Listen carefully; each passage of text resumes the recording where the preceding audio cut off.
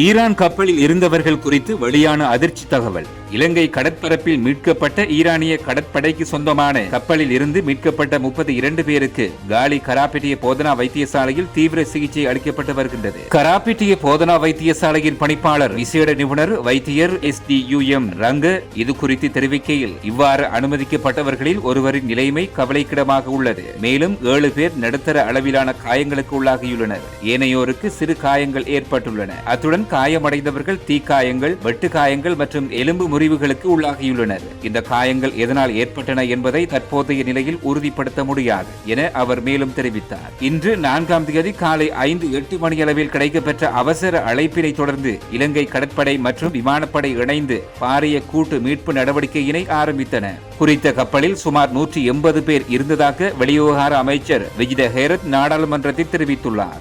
எஞ்சியிருக்கும் வீரர்களை மீட்பதற்காக மேலதிக கடற்படை கப்பல்கள் அந்த பகுதியில் நிலைநிறுத்தப்பட்டுள்ளன.